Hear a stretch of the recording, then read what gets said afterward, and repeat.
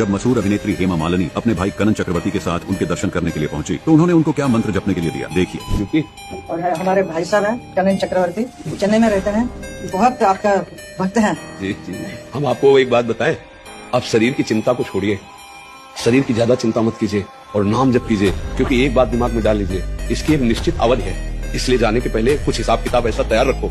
हमारी यात्रा सफल हुआ है नाम, राम जपो या कृष्ण जपो या हरि जपो या राधा जपो, नाम जपते रहो और जैसी शरीर की परिस्थिति हो सहो। तो देखा आपने कैसे अपनी मर्जी से प्रेमानंद जी महाराज साधक को कोई भी मंत्र जाप करने की नसीहत वैसे ही दे रहे हैं। अब आपको दिखाते हैं कि खुद प्रेमानंद जी महाराज किस मंत्र का जाप करते हैं। ये हमें तब पता चला जब भारत के मशहूर प्रोफेशनल रेसलर द ग्रेट खली प्रेमानंद जी महाराज से मिलने पहुंचे। देखिए, एक नाम पकड़ो, देखो हम तो आशिक हैं वृंदावन के, हमारा तो राधा राधा राधा राधा तुमने सुना ही होगा, तो आप या 20 मिनट जपिए, 10 मिनट जपिए, पर राधा राधा राधा राधा। तो देखा आपने, प्रेमानंद जी महाराज भी गीता जी में वर्णित अध्याय 8 श्लोक 13 व गीता अध्याय 17 श्लोक 23 में वर्णित मंत्र का जाप नहीं करते, वो भी मनमानी साधना ही कर रहे हैं, जबकि खुद स्वीकार कर रहे हैं कि गीता जी में भगवान ने बोला है कि मेरा स्मरण कर। देखिए ये वीडियो।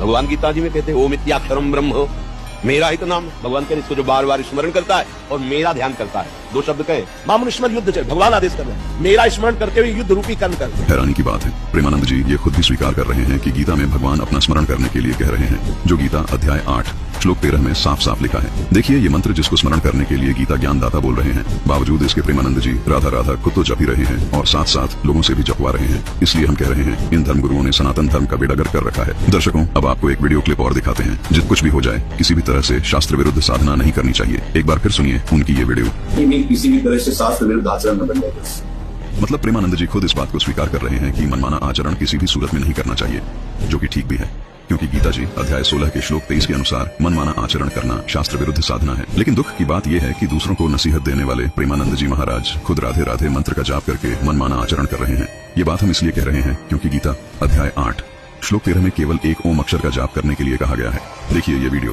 केवल भगवत यश गाते इसी से करते हैं हम। भगवान का यश केवल भगवान की प्रसन्नता के लिए, या जो सामने बैठे ये श्रोतागण है उन पर श्री हरि की कृपा हो और सब हरि के बुलारे रहे, इसी भाव से यदि हम भगवत यश गान करें तो इस यश गान मात्र से उसे भगवत प्राप्ति हो जाएगी। अन्य कोई साधन की आवश्यकता ही नहीं, क्योंकि जो भगवत यश गान करता है उसमें स्वाभाविक देवी संप्रदाय का जागरण हो जाता है।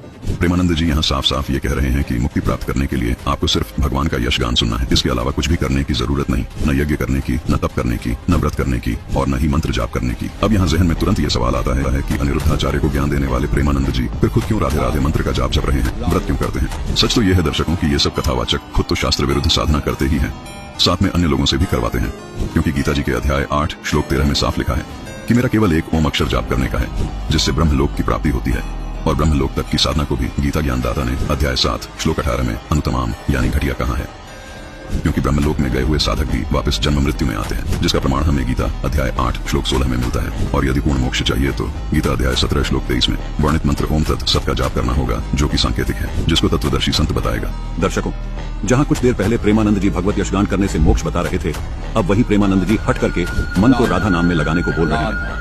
दर्शकों, आज सुशिक्षित मानव आध्यात्मिक ज्ञान की कमी के कारण